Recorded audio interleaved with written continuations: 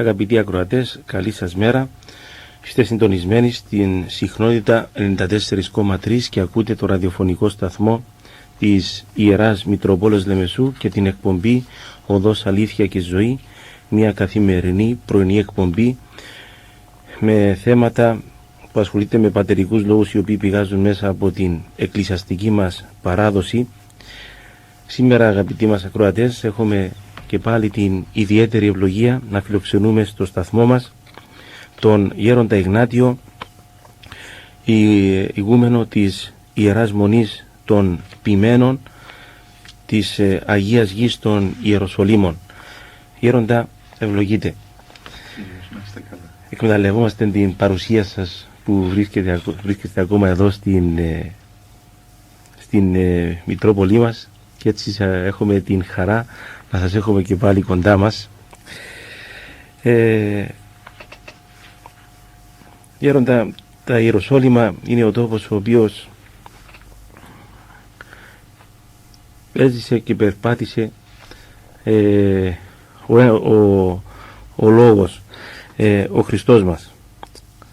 Ως τόπος τα Ιεροσόλυμα μπορεί να αγιάσει τους ανθρώπους ή οι άνθρωποι μπορούν να αγιάσουν τον τόπο με τη ζωή τους. Οι παλαιοί πατέρες που έζησαν κάτω εκεί στους Αγίους Τόπους έλεγαν ότι μόνο και μόνο με το να αξιωθεί κανείς να ζήσει στους Αγίους Τόπους και να πεθάνει, να θαυτεί δηλαδή στην Αγία Γη, μόνο και μόνο ο χώρος, ναι, τον αγιάζει. Δηλαδή ο γέροντας Σεραφείμ, ο ηγούμενος της Μονής του Αγίου Σάβα, ο γέροντας Παντελεήμων, ο προηγούμενος ηγούμενος της Μονής του Αγίου Σάβα, οι δύο Παπασάβιδες, δύο Άγιοι γέροντες που έζησαν πάλι στη λάβρα του Αγίου Σάβα, ο γνωστός γέροντας πατήρ Ιωάσαφ, ο οποίος ήταν από την Κρήτη και διετέλεσε και αυτός ηγούμενος στον Άγιο Σάββα το 1820 περίπου. Πάντοτε ανέφεραν ότι ναι, ο τόπος αυτός, η Αγία Γη δηλαδή, τα θεοβάδιστα αυτά μέρη, ναι, αγιάζουν τον άνθρωπο. Και παρόλο που ο άνθρωπος πάντοτε θα έχει πάθει, διότι όσο και να προσπαθήσει να καθαριστεί, δεν μας φτάνουν ούτε 100 ούτε 200 χρόνια να φτάσουμε στην τελειότητα. Ωστόσο, παρόλο και με τα μικρά πάθη, ζώντας στους Αγίους Τόπους, ναι, θα αξιωθεί του Παραδείσου, επειδή βρίσκεται στα μέρη αυτά ως φρουρός και φύλακας. Βέβαια, ίσως για κάποιους άλλους ο λόγος αυτός φανεί υπερβολικός, διότι διαβάζουμε μέσα από τα γεροντικά και από τα βιβλία ότι δεν είναι ο τόπος, αλλά ο τρόπος αυτός ο οποίος αγιάζει τον άνθρωπο. Και φυσικά συμφωνώ και σε αυτό, διότι σας ανέφερα και στην προηγούμενη εκπομπή, τι κι αν είμαι εγώ αμαρτωλός και διεφθαρμένος, αν πάω και ζήσω στα Ιεροσόλυμα, τελείωσε, αυτό σημαίνει ότι θα πάω και στον Παράδεισο? Και βλέπουμε ότι και στα Ιεροσόλυμα μένουν τόσα έθνη, τόσα δόγματα, άνθρωποι που βλέπουν τα θαυμαστά αυτά σημεία και γεγονότα στην τελετή του Αγίου Φωτός, όπως σας ανέφερα, είναι εκεί και Εβραίοι και Μουσουλμάνοι και κάθε είδος θρήσκευμα και έθνος. Βλέπουν το μεγαλείο αυτό, βλέπουν τα θαύματα του Αγίου Φωτός και όμως δεν πιστεύουν, δεν έρχονται στην αληθινή πίστη. Οπότε βλέπουμε ότι δεν είναι ο τόπος ο οποίος αγιάζει, είναι και ο τρόπος που θα αγωνιστώ, που θα προσπαθήσω να καλυτερέψω τον εαυτό μου πνευματικά. Ωστόσο όμως για αυτούς τους φρουρούς εκεί του Παναγίου Τάφου, των Παναγίων Προσκυνημάτων, όταν αναλώνουν όλη τους τη ζωή, αφήνουμε τον κόσμο, αφήνουμε τις οικογένειές μας, τα πτυχία μας για να πάμε εκεί να υπηρετήσουμε, αυτό πιστεύω ο Κύριος βέβαια είναι αυτός που ελεεί ότι θα μας βοηθήσει. Και τώρα σήμερα είναι γενικώς παραδεκτό. Βλέπουμε ότι στα μοναστήρια δεν τρέχουν αυτοί που είναι απογοητευμένοι από τον κόσμο, οι φτωχοί, αυτοί που δεν έχουν αξιώματα. Αν ψάξουμε σήμερα στα μοναστήρια θα βρούμε γιατρούς, δικηγόρους, επιστήμονες. Τώρα όσοι είμαστε στα μοναστήρια δεν υπάρχει κάποιος που είναι αμόρφωτος ή πήγε στο μοναστήρι, αυτό που λένε συνήθως πολλές φορές από άγνοια ο κόσμος έξω, ότι πάνε εκεί που πάνε στα μοναστήρια αυτοί που έχουν ερωτική απογοήτευση, που απέτυχαν στον κόσμο. Αν ψάξουμε μέσα στα μοναστήρια θα δούμε ότι όλοι είναι καλλιεργημένοι και πνευματικά καλλιεργημένοι. Λοιπόν, αφήνοντας τα εγκόσμια και πηγαίνοντας εκεί στην Αγία Γη να κλείσουμε τον εαυτό μας σε αυτούς τους χώρους που οι συνθήκες διαβίωσης δεν είναι και πάντοτε εύκολες, διότι δεν είναι η ελεύθερη Ελλάδα ή η Κύπρος τέλος πάντων, που είσαι μέσα στο σπίτι σου ανάμεσα σε δικούς σου ανθρώπους, σε κόσμο πνευματικό. Εκεί έρχονται πνευματικοί ανθρώποι βέβαια, αλλά φεύγουν, όλοι είναι περαστικοί, περνάνε ως προσκυνητές. Λοιπόν, και κατόπιν μένουμε μόνοι μας και πάλι αγωνιζόμενοι να κρατήσουμε εκείνα τα ιερά σεβάσματα και προσκυνήματα και καθιδρύματα της Αγίας ημών Ορθοδόξου πίστεως. Μάλιστα. Γέροντας τα Ιεροσόλυμα, κάθε χρόνο επιτελούνται κάποια θαυμαστά γεγονότα, όπως το Άγιο Φως, το οποίο βγαίνει κάθε χρόνο, που υπάρχει πάντοτε, ή κατά την ημέρα των Θεοφανίων, όταν ψάλλεται ο Ιορδάνης εστράφει προς τα οπίσω, όπου τα νερά του Ιορδάνη αλλάζουν ροή. Στο όρος Θαβόρτη, κατά τη μεταμόρφωση του Σωτήρος, όπου κατεβαίνει η Νεφέλη κάτω στο, είναι καλοκαίρι, Αύγουστος, ανοιχτή, όσο καιρός κατεβαίνει η Νεφέλη κάτω. Μάλιστα. Ή ακόμη και άλλα θαύματα τα οποία μπορούν να συμβούν κατά καιρούς. Πώς η Εκκλησία αντιλαμβάνεται το θαύμα, Γέροντα? Εμείς ζούμε εκεί κάτω στους Αγίους Τόπους και τα έχουμε βιώσει, τα έχουμε ζήσει όλα αυτά τα θαύματα. Αυτές οι εκδηλώσεις, όλα αυτά που αναφέρατε, γίνονται επί αιώνες τώρα. Δηλαδή το θαύμα αυτό της Νεφέλης κατά την εορτή της Μεταμορφώσεως 6 Αυγούστου με το παλαιό στο όρος Θαβόρ δεν είναι ένα θαύμα που έγινε πέρσι, πρόπερσι, που θα γίνει φέτος. Δηλαδή βλέπουμε τόσους αιώνες όσο ζει η Ορθοδοξία εκεί στην Αγία Γη, επιτελείται αυτό το θαυμαστό γεγονός. Δηλαδή την ημέρα της Μεταμορφώσεως του Κυρίου, ενώ γίνεται η κατανυχτική αυτή η Θεία Λειτουργία επάνω στο υψηλό όρος αυτό, το όρος Θαβόρ, και ενώ είναι πεντακάθαρος, ξάστερος ο ουρανός, πάντοτε τόσες αιώνες τώρα, τόσα χρόνια, βλέπουν όσοι είναι εκεί, είτε προσκυνητές, είτε πατέρες, είτε του Πατριαρχείου, πάντοτε να έρχεται αυτή η Νεφέλη και να καλύπτει το όρος Θαβόρ. Είναι ένα θαύμα που εξακολουθείται τώρα τόσα χρόνια, τόσους αιώνες, όπως και αυτό στον Ιορδάνη ποταμό. Έχω τύχει πάρα πολλές φορές εκεί, τη στιγμή δηλαδή που τελειώνει ο Εσπερινός και κατεβαίνει ο Πατριάρχης και ρίχνει το σταυρό στα ύδατα, ενώ το ποτάμι φαίνεται ο Ιορδάνης ότι έχει μία κατεύθυνση, αυτόματα βλέπετε τα νερά να σταματούν. Όταν πήγα και το πρωτοείδα δεν μπορούσα να πιστέψω. Μου φαινόταν σαν λίμνη, λιμνάζονταν νερά. Δεν κουνιόντουσαν τα ύδατα ούτε προς τη μία κατεύθυνση ούτε προς την άλλη. Τα δε νερά έκαναν στρόβιλο, δηλαδή βλέπατε τα ύδατα και γύριζαν και κατόπιν να αλλάζουν κατεύθυνση. Να βλέπετε δηλαδή μικρά κυματάκια προς την αντίθετη κατεύθυνση. Πάλι και αυτό το γεγονός, το σημείο, δεν είναι μόνο ένα θαύμα, είναι ένα σημείο. Δεν είναι κάτι που γίνεται τώρα τα τελευταία χρόνια, ούτε είναι κάτι που διαδίδεται ως διαφήμιση. Ελάτε στους Αγίους Τόπους διότι έχουμε την τελετή του Αγίου Φωτός, ελάτε στους Αγίους Τόπους γιατί έχουμε το θαύμα αυτό της Νεφέλης στο Θαβόρ, είτε τα νερά που στρέφονται εις τα οπίσω. Δεν είναι διαφήμιση για να πάει ο κόσμος στους Αγίους Τόπους. Είναι σημεία και θαύματα που γίνονται αιώνες και τα αναφέρουμε για να εμψυχωθεί ο ορθόδοξος πιστός λαός, να δούνε το μεγαλείο της πίστεώς μας. Δηλαδή έστω κι αν δεν έρθει κανείς να δει το Άγιο Φως ή να δει την Αγία Νεφέλη ή να δει τα νερά, να γνωρίζει και να στηρίζεται, να γνωρίζει τι μεγαλείο είναι η Ορθοδοξία μας, που μας αξίωσε ο Κύριος μας να γεννηθούμε Ορθόδοξοι και δεν χρειάστηκε για μας να αναζητήσουμε την ορθή πίστη, διότι γεννηθήκαμε μέσα στο μεγαλείο της Ορθοδοξίας.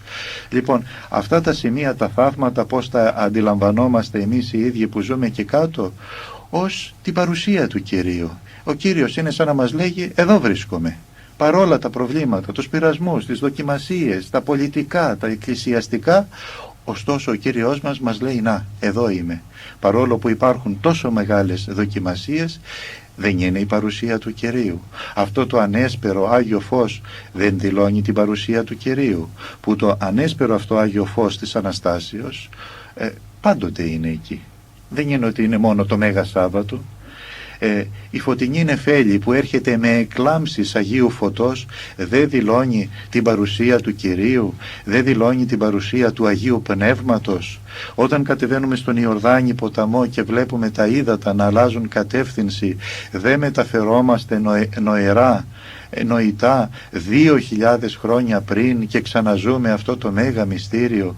Ξαναζούμε, για φανταστείτε αυτή τη σκηνή τώρα, να βλέπουμε τον ίδιο το Θεό, τον Θεάνθρωπο, να κατεβαίνει να βαπτιστεί στον Ιορδάνη ποταμό από τον Τίμιο Πρόδρομο. Βλέποντας λοιπόν αυτό το σημείο, και εμείς γυρίζουμε και πάμε πάλι πίσω 2.000 χρόνια πριν και φανταζόμαστε την ουράνια αυτή σκηνή. Ποιον? Τον Θεό να βαπτίζεται από τον άνθρωπο, από το κτίσμα, να ταπεινώνεται, να μπαίνει μέσα στον Ιορδάνη. Να δείτε εκεί που αμολούν τα περιστέρια κάθε χρόνο, τα περιστέρια δεν φεύγουν, φέρνουν οι πατέρες λευκά περιστέρια και ιδίως ο πατέρας Χρυσόστομος εκεί από τον Αβά Γεράσιμο, και τα αφήνει και δεν φεύγουν, γυρίζουν εκεί γύρω από τον ποταμό, εκεί που γίνεται αυτή η τελετή, που γίνεται ο Εσπερινός. Και πώς ακόμα κανείς να αναφέρει? Ανέφερα προχθές εδώ σε μια συνάντηση που είχαμε στον Άγιο Νεκτάριο, στον Εσπερινό, και είχαμε μια ομιλία με πολλή συμμετοχή κόσμου, και για τον Άγιο Σάββα, για το θάψιμο των πατέρων της Μονής του Αγίου Σάββα. Αν ξέρετε, στη Μονή του Αγίου Σάββα δεν υπάρχει κημητήριο, δηλαδή τους μοναχούς που πεθαίνουν, τους κληρικούς είτε, δεν τους τάβουν στο χώμα. Κάτω από τον τάφο του Αγίου Σάββα υπάρχει ένα μακρύ στενό δωμάτιο και αριστερά δεξιά υπάρχουν τσιμεντένια κρεβάτια, θα έλεγε κανείς. Και εκεί όταν πεθαίνει κάποιος μοναχός, εκεί τον εναποθέτουμε. Δεν μπαίνει στο χώμα. Και ποιο είναι το θαυμαστό? Εκτός του ότι τα σώματα είναι ευλίγιστα και ζεστά, δεν μυρίζουν. Δηλαδή έρχονται και λιώνουν πάνω εκεί και ευωδιάζουν. Εγώ έτυχα όταν κοιμήθηκε ο γέροντας Σεραφείμ και έπρεπε να ανοίξουμε τον τάφο αυτό, γιατί έχει μία πλάκα και κατεβάζουμε τον νεκρό κατακόρυφα. Ήμουν εκεί όταν μπήκαμε μέσα και ήδη είχε κοιμηθεί πριν από 6 μήνες ο πατήρ Σοφρόνιος, ο ηγούμενος της Μονής του Αγίου Σπυρίδωνος στα Ιεροσόλυμα, ο οποίος ήταν Κύπριος εδώ από την Κύπρο και είχε έλθει, αν δεν κάνω λάθος, από το Σταυροβούνι. Λοιπόν, και είχε χρόνια φυσικά στους Αγίους Τόπους, ήταν μέγας πνευματικός. Το σώμα του, το είδα, ήταν σε αποσύνθεση. Και δεν ήταν αποτρόπαιο το θέαμα, έβλεπε σαν ένα ωραίο κερί, καθαρό κερί να λιώνει. Δεν μύριζε ακριβώς τίποτα. Δίπλα του ήταν ο πατήρ Φιλάρετος, ο οποίος είχε κοιμηθεί πριν από 1 χρόνο, Κύπριος κι αυτός στην καταγωγή, κοιμήθηκε στη Μονή των Ποιμένων εκεί που βρίσκομαι κι εγώ. Ζήσαμε μαζί 7 χρόνια, ήταν από τις Δήμες, εδώ από την επαρχία Λεμεσού. Λοιπόν, και το δικό του σώμα ήταν σε αποσύνθεση, έβλεπε σαν το κεράκι όπως λιώνει και ευωδίαζαν, δεν μύριζε ακριβώς τίποτα. Μέσα σε ένα στενό μακρύ δωμάτιο που παράθυρα δεν έχει, αέρα δεν παίρνει από πουθενά, ούτε σκουλίκια υπήρχαν, ούτε ζωήφια υπήρχαν, και ευωδίαζε ο χώρος εκείνος ο σκοτεινός που είναι ένας τάφος, ένας μακρύς τάφος, ευωδίαζε σαν να είχες καπνίσει θυμίαμα, σαν να είχες βάλει θυμίαμα εκείνη τη στιγμή. Δεν είναι θαυμαστό αυτό το γεγονός? Πέστε μου, σε ποιο άλλο δόγμα, σε ποια πίστη υπάρχουν αυτά τα μεγαλεία? Ποια είναι αυτή η θρησκεία που έχει να επιδείξει αυτά τα θαυμαστά γεγονότα, τα σημεία αυτά που έχει η Ορθόδοξος ημών πίστης? Και πόσα άλλα, δηλαδή, αν ψάξουμε κάτω στους Αγίους Τόπους, όλα αυτά τα μέρη που ευωδιάζουν. Για πηγαίνετε στο Πρετόριο, στη φυλακή του Χριστού, στις τρύπες αυτές της πλάκας, της μαρμάρινης, πέτρινης, τι είναι, που έβαλαν το Χριστό μας, που του πέρασαν τα πόδια. Για προσκυνήστε και μυρίστε εκεί σε αυτό το σημείο. Ευωδιάζει πάντοτε. Ο σκοτεινός αυτός ο χώρος, ο ανήλιος, δεν μπαίνει ήλιος από πουθενά, ένας υγρός χώρος που ήταν η φυλακή του Κυρίου μας και των 2 κακούργων, των 2 ληστών. Για πηγαίνετε εκεί να προσκυνήσετε σε αυτό το μέρος της φυλακής. Δεν είναι θαυμαστό που ευωδιάζει? Για πηγαίνετε πάνω στο 40 όρος, στο όρος των πειρασμών, εκεί που έμεινε ο Κύριος μας 40 μέρες και 40 νύχτες προσευχόμενος και πειράχθηκε υπό του διαβόλου.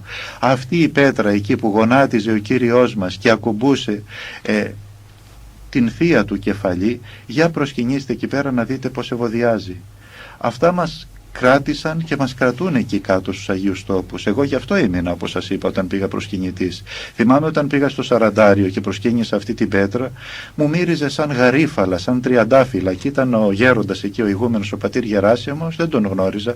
Λέω, γέροντα, εδώ ρίχνετε τίποτα αρώματα, τίποτα μοίρα? Παιδί μου λέει, τι να ρίξουμε? Εδώ ο Κύριος μας, μου λέει, ακουμπούσε τα χέρια του, το κεφάλι, και ή το προσευχόμενος, τι να ρίξουμε? Ευωδιάζει ο κάθε χώρος, όπου και να πάτε. Στη Βηθανία, εκεί που τον προϋπάτησαν τον Κύριό μας η Μάρθα και η Μαρία για να του αναγγείλουν το θάνατο του αδελφού τους, του Αγίου Λαζάρου, του τετραημέρου.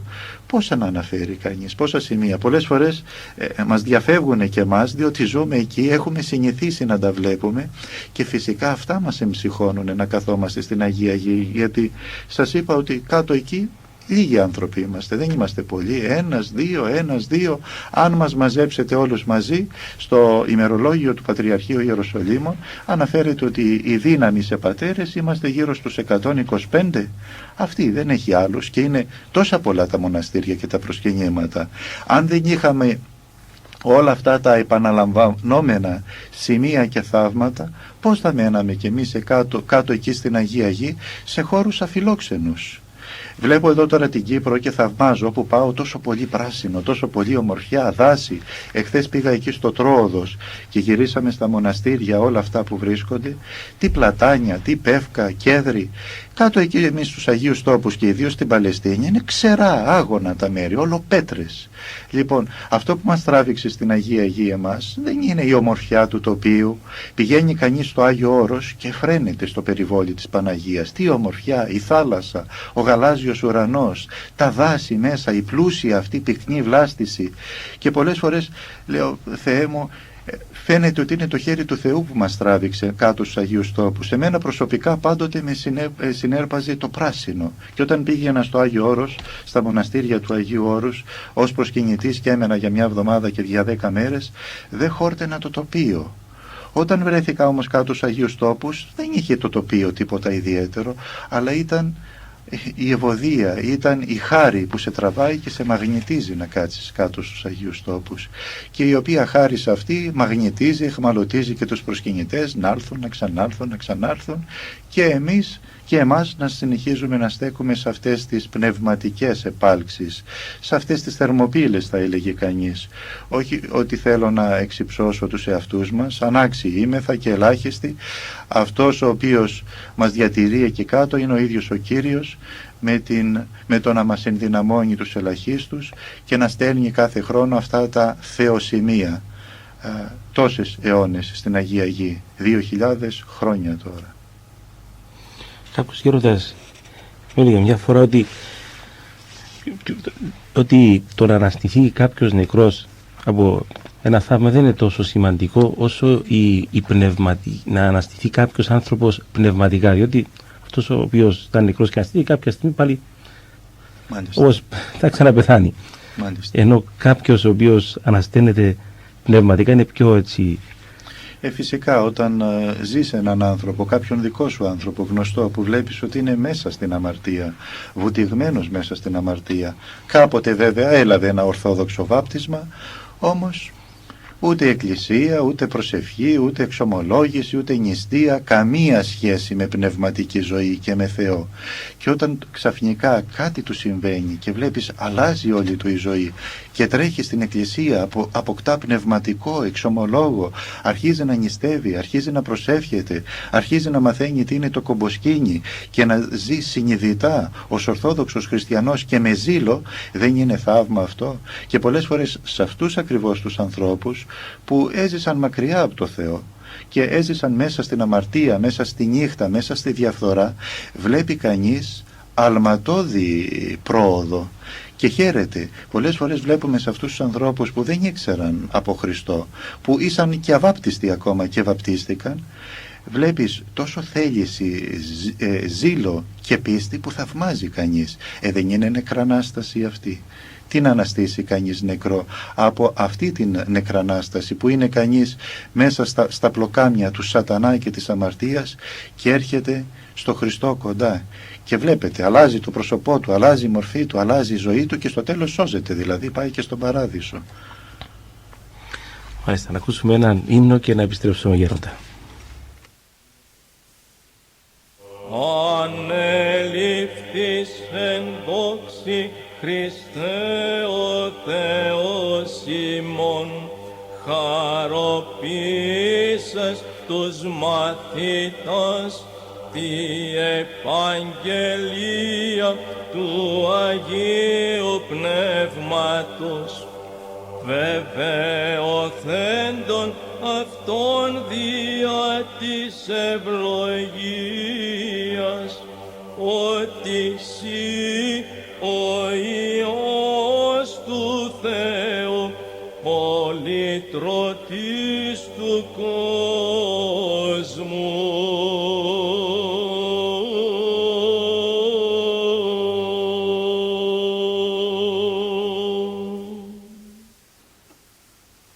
Πίσω και πάλι στην εκπομπή μας, όπου σήμερα έχουμε την ιδιαίτερη ευλογία να φιλοξενούμε τον Άγιο Καθηγούμενο της Ιεράς Μονής των Ποιμένων, Γέροντα Ιγνάτιο. Γέροντα, πάρα πολλοί ακροατές μας μου είχαν πει να σας ρωτήσουν να μας πείτε για ένα θαύμα το οποίο τώρα τελευταία γίνεται πάρα πολλής λόγος, το οποίο συνέβη και στα Ιεροσόλυμα. Ναι, το θαύμα αυτό δεν συνέβη στα Ιεροσόλυμα, συνέβη στη Συρία, στη γειτονική μας Συρία. Δίπλα στο Ισραήλ είναι η Συρία. Να σας πω πως πληροφορήθηκα και εγώ για αυτό το θαύμα, το οποίο αναφέραμε και από το ραδιοφωνικό σταθμό της Πειραϊκής Εκκλησίας. Πριν από 3 μήνες περίπου, ενώ ήμουν στην Βιθλεέμ, συναντήθηκα με τον Πατριαρχικό Επίτροπο της Βιθλεέμ, τον πατέρα Πανάρετο, τον Αρχιμανδρίτη πατέρα Πανάρετο, και μου λέει τότε, έμαθες, μου λέει, Πάτερ Ιγνάτιε, για αυτό το θαύμα το οποίο έγινε στη Συρία? Και μου το περιέγραψε. Όταν μου το περιέγραψε, συγκλονίστηκα. Λοιπόν, και του ζήτησα, του λέω, πατέρα Πανάρετε, μπορούμε να ειδοποιήσουμε στη Συρία, να βρούμε κάποιους γνωστούς μας, να μάθουμε αν πράγματι είναι αλήθεια και αυτό το θαύμα, να μην μεταφέρουμε κάτι το οποίο είναι ανακριβές ή αναλυθές? Πράγματι, σε 2 μέρες έρχεται στο μοναστήρι μου κάτω στους Ποιμένες και μου λέει, έμαθα περισσότερα στοιχεία, και μου ανέφερε αυτό το θαύμα λεπτομερώς. Όπως σας είπα, δίπλα μας είναι ακριβώς στη Συρία. Δίπλα από τη Συρία είναι η Σαουδική Αραβία. Κάποιος λοιπόν πολύ πλούσιος εκεί, μεγιστάνας και νεαρός σε ηλικία, γύρω στα 30, είχε παντρευτεί εδώ και 10 χρόνια, μουσουλμάνος και αυτός, μουσουλμάνα και η γυναίκα του, ωστόσο δεν μπορούσαν να αποκτήσουν τέκνα, δεν μπορούσαν να αποκτήσουν παιδιά. Φυσικά οι δικοί του, και με τόσα πλούτη που είχε, του έλεγαν, εμείς μουσουλμάνοι είμαστε, ο νόμος μας επιτρέπει μέχρι και 4 γυναίκες να πάρουμε. Του λέει, κράτησέ τη αφού την αγαπάς και παντρέψου δεύτερη γυναίκα. Με τόσα πλούτη θα μείνεις χωρίς απογόνους, χωρίς τέκνα? Εκείνος όμως, πάρα πολύ στενοχωρημένος, δεν ήθελε να πάρει δεύτερη γυναίκα, παίρνει τη γυναίκα του και πάνε ένα ταξίδι στη Συρία. Έμειναν σε ξενοδοχείο πρώτης κατηγορίας, νίκιασαν λιμουζίνα με οδηγό ξεναγό, περιηγήθηκαν σε όλα τα μέρη της Συρίας και κάποια στιγμή, αφού διέκρινε ο οδηγός, ο ξεναγός, τόση θλίψη στα πρόσωπά τους, γνωρίστηκαν και του ανοίχτηκαν και του είπαν το πρόβλημα δηλαδή που είχαν, διότι φαινόντουσαν συνεχώς στενοχωρημένοι. Εκείνος λοιπόν ο ξεναγός, μουσουλμάνος και αυτός, τους λέγει, εδώ στη Συρία οι χριστιανοί Ορθόδοξοι έχουν ένα μοναστήρι γυναικείο της Παναγίας της Σεϊντανάγιας. Σεϊντανάγια είναι αραβική λέξη. Σεϊντνάγια σημαίνει Παναγία η Δέσποινα, Παναγία η Κυρία. Λοιπόν, να σας πάω, λέει, σε αυτό το μοναστήρι της Παναγίας Σεϊντανάγιας, το οποίο έχει 50 μοναχές, είναι κάτω από το Πατριαρχείο Αντιοχίας. Λοιπόν, και να πούμε στην ηγουμένη εκεί, κάτι δίνει, λέει αυτή, να σας δώσει αυτό το οποίο προσφέρουν στο μοναστήρι για να αποκτήσετε τέκνα. Αυτός ο Σαουδάραβας λέει, μα καλά, εμείς δεν είμαστε χριστιανοί, θα πάμε εκεί, θα μας δεχτούνε? Πώς, λέει αυτός, έχουν γίνει πάρα πολλά θαύματα ακόμα και σε μουσουλμάνους. Για να μην μακρηγορώ λοιπόν, πήγαν εκεί, συναντήθηκαν με τον ηγουμένη και τους πρόσφερε φυτίλι από το καντήλι της θαυματουργικής αυτής εικόνας της Παναγίας Σεϊντανάγιας. Εκεί το έχουν σαν παράδοση, όσα ζευγάρια δεν μπορούν να αποκτήσουν τέκνα, τους προσφέρουν φυτίλι που κόβουν από το καντήλι, όπως εμείς στον Άγιο Σάββα προσφέρουμε τα φοινικόφυλλα από τη φοινικιά του Αγίου Σάββα. Αυτοί έχουν το φυτίλι της Παναγίας Σεϊντανάγιας. Εδώ θέλω να αναφέρω ότι και εμείς στα Ιεροσόλυμα έχουμε το μοναστήρι της Παναγίας της Εϊδανάγιας. Γι' αυτό πολλοί μπορεί να νομίζουν ότι το θαύμα έγινε αυτό, ότι το θαύμα αυτό έγινε στα Ιεροσόλυμα.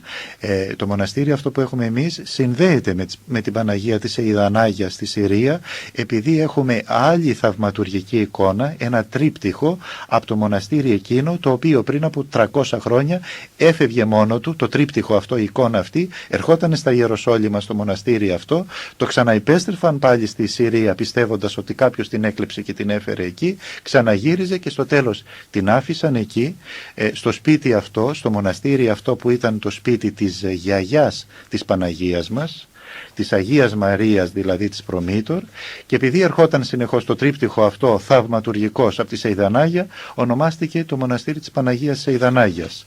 Πήραν λοιπόν από το φυτίλι, επέστρεψαν στη Συρία, μόλις γυρίζουν στη Συρία μένει έγκυος αμέσως η γυναίκα αυτού του Σαουδάραβα, σε 9 μήνες αποκτά ένα υγιέστατο αγοράκι.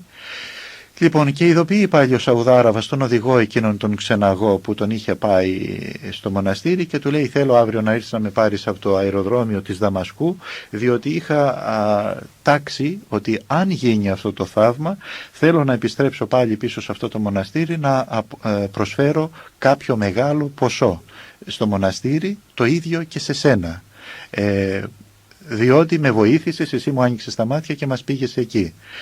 Εκείνος όμως ο οδηγός συμφώνησαν ότι θα πάει να τον πάρει, ειδοποιεί άλλους 2 γνωστούς του και λέει: αύριο ελάτε να πάμε να παραλάβουμε από το αεροδρόμιο κάποιον μεγιστάνα πολύ πλούσιο. Λέει αυτός ότι του έγινε κάποιο θαύμα, σίγουρα φέρνει πολλά χρήματα διότι θέλει να τα προσφέρει στο μοναστήρι, πάμε να τον παραλάβουμε, να τον σκοτώσουμε εμείς και να πάρουμε όσα θα είχε μαζί του. Και πράγματι αυτό έγινε. Εκείνος βέβαια ανυποψίαστος δεν κατάλαβε τίποτα, από τη χαρά του μάλιστα του σύστησε ο ξεναγός και τους 2 φίλους του, λέει: θα προσφέρω και στον καθέναν από ένα χρηματικό ποσό. Τώρα $5,000 είπε στον καθέναν, $10,000 είπε στον καθέναν. Εκείνοι όμως τον πήρανε σε ερημικό μέρος, τον σκότωσαν, τον κομμάτιασαν, κόβοντάς του το κεφάλι, τα χέρια και τα πόδια. Τον έβαλαν μέσα σε μια πλαστική σακούλα σκουπιδιών και τους τύφλωσε φυσικά το πάθος, διότι θα μπορούσαν και εκεί να τον πετάξουν, και εκεί ήταν ερημικός ο χώρος. Βάζουν τα μέλη αυτά τα κομματιασμένα πίσω στο πορτπαγκάζ, στο καπό του αυτοκινήτου της λιμουζίνας, για να πάνε να τον πετάξουν σε άλλο χώρο ερημικό. Στον εθνικό δρόμο που βγήκαν τους χαλάει η λιμουζίνα. Βγαίνουν έξω, πάνε μπροστά προς τη μηχανή, προσπαθούσαν να δουν τι έχει η μηχανή, γιατί δεν παίρνει μπροστά το αυτοκίνητο. Σταματάει ένας περαστικός, λέει: θέλετε βοήθεια, τι σας συνέβη? Εκείνοι όμως, επειδή είχαν και το πτώμα από πίσω, προσποιήθηκαν ότι δεν θέλουν βοήθεια. Μήπως ο περαστικός καταλάβει τίποτα? Που κατάλαβε, διότι φεύγοντας παρατήρησε πίσω από το καπό του αυτοκινήτου, πίσω από το μέρος της εξάτμισης, να στάζει αίμα στο οδόστρωμα, στην άσφαλτο. Οπότε φεύγοντας δεν είπε τίποτα, πάει πιο κάτω και ειδοποιεί την αστυνομία.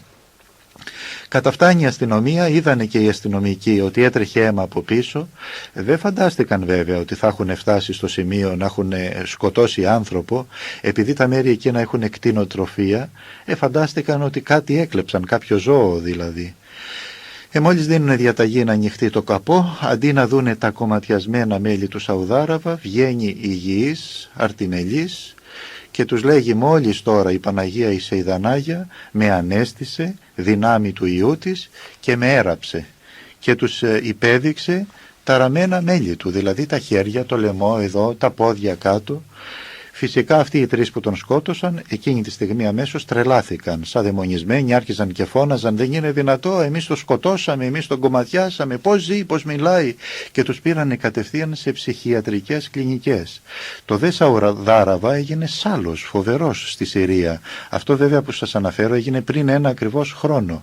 Τον πήρανε κατευθείαν μέσα, καλέσανε οι ιατροδικαστές, ήρθανε κυβερνητικοί και φυσικά σύμφωνα με την μαρτυρία των ιατροδικαστών δεν μπορούσαν να αρνηθούν ότι αυτό ήταν ένα συνταρακτικό γεγονός, διότι τα ράματα ήταν ολοζώντανα, δηλαδή φαινόταν ότι ο άνθρωπος είναι φρεσκοσυναρμολογημένος, φρεσκοραμένος, σαν εκείνη τη στιγμή δηλαδή να βγήκε από χειρουργείο. Και μάλιστα πληροφορήθηκα από φοιτητές του Πανεπιστημίου της Συρίας ότι και σε ανάλογη ιστοσελίδα στα αραβικά αναφέρεται αυτό το γεγονός, αυτό το θαύμα. αλλά αμέσως μετά προσπάθησαν να το σιωπήσουν, να το σταματήσουν, να μην ακουστεί, διότι εκεί στη Συρία και στη Σαουδική Αραβία έχει πάρα πολλούς μουσουλμάνους. Αλλά φέτος, πριν από τα Χριστούγεννα, από την αραβική τηλεόραση, από την Μέση Ανατολή, δηλαδή από αυτές τις αραβικές χώρες, ακούστηκε αυτό το θαύμα πάρα πολύ έντονα. Εγώ προσωπικά πήρα τηλέφωνο και στο μοναστήρι αυτό της Παναγίας Σεϊδανάγιας και έβαλα κάποιον γνωστό που έχουμε εκεί που μιλάει άπτεστα την αραβική γλώσσα και μιλήσαμε με την ίδια την ηγουμένη Εκατερίνη μοναχή και μας διαβεβαίωσε το θαύμα ότι έτσι ακριβώς έγινε. Της είπαμε βέβαια, γερόντισσα, γιατί δεν το κυκλοφορείτε αυτό το θαύμα? Λέει, τώρα τελευταία έχουμε φοβερό πρόβλημα, μας απειλούν μουσουλμάνοι ότι να μην συνεχίζουμε να διαδίδουμε αυτό το θαύμα, και υπόψη ότι αυτός ο Σαουδάραβας αντί να προσφέρει 80.000 που ήταν να προσφέρει στο μοναστήρι, πρόσφερε το ποσό των 800.000. Και φυσικά όταν ακούγεται ότι σε ένα μοναστήρι πρόσφεραν τόσα πολλά χρήματα, έχει γίνει και αυτό το θαύμα, οι μοναχοί σε εκεί φοβούνται. Και τώρα τελευταία, αφού τους κούρασαν τόσο πολύ, όποιος παίρνει στο μοναστήρι εκεί λένε, σας παρακαλούμε, δεν έχουμε να κάνουμε τίποτα με αυτό. Αλλά εμείς στείλαμε κάποια γνωστή μας δημοσιογράφο από την Αθήνα και πήγε και τον βρήκε. Αρνήθηκε βέβαια ο ίδιος να φωτογραφηθεί, αλλά η κυρία αυτή που πήγε εκεί ήρθε εμένα κατόπιν στο μοναστήρι και μου λέει, πάτερ, τον είδα τα ράματα. Μου λέει, αν και έχει περάσει ένας χρόνος τώρα, τα ράματα στα χέρια του, στο λαιμό του, στα πόδια φαίνονται μέχρι σήμερα. Ο δε ίδιος έχει βαπτιστεί, ορθόδοξος, αυτός, η γυναίκα του, το μωρό του, το παιδί, η μάνα του, ο πατέρας του και 4 του αδέλφια. Και συχνά επισκέπτονται τη Συρία, γιατί εκεί στη Σαουδική Αραβία δεν υπάρχουν ναοί ορθόδοξοι και ιερείς, και στη Συρία έχει και πνευματικό. Η ίδια αυτή η κυρία μου είπε ότι μίλησα με τον πνευματικό του, με τον πατέρα Αβραάμ, ο οποίος εξομολογείται αυτός ο Σαουδάραβας, και βλέπουμε δηλαδή σε αυτή την περίπτωση διπλή νεκρανάσταση. Ο άνθρωπος αυτός όχι μόνο γύρισε από την άλλη ζωή, αλλά βλέπετε εξομολογείται, κοινωνάει, εκκλησιάζεται. Λοιπόν, συνταράσει το γεγονός αυτό, και ο ίδιος τους ανέφερε σε αυτή την κυρία που πήγε, λέει, όταν με κομμάτιαζαν είδα την ψυχή μου να φεύγει από το σώμα και κάπου ανέβαινα, πήγα ψηλά σε κάποιο φωτεινό χώρο και με παρέλαβε, λέει, η Παναγία η Σεϊδανάγια, όπως την είχα δει στην εικόνα. Αυτή ακριβώς ήταν, λέει, πανέμορφη, τιμένη στα πορφυρά, και μου λέει, δεν είναι η ώρα σου ακόμα, εσύ θα κατέβεις κάτω. Και έμπασε, λέει, έφερε πάλι την ψυχή μου μέσα στα κομματιασμένα μέλη, τα οποία κατόπιν τα συναρμολόγησε, με έραψε, και να, ο ίδιος που με βλέπετε τώρα, γύρισα, λέει, από την άλλη ζωή. Και αναφέρω και εγώ τώρα συχνά όπου λέω αυτό το θαύμα, λέω, βλέπετε, πολλές φορές γυρίζουν μερικοί έτσι από άγνοια και λένε, καλά, και ποιος ήρθε από την άλλη ζωή να μας αναφέρει, να μας μιλήσει? Λοιπόν, έχουμε πάρα πολλούς που ήλθαν από την άλλη ζωή. Πρώτα απ' όλα έχουμε τον Άγιο Λάζαρο, τον τετραήμερο.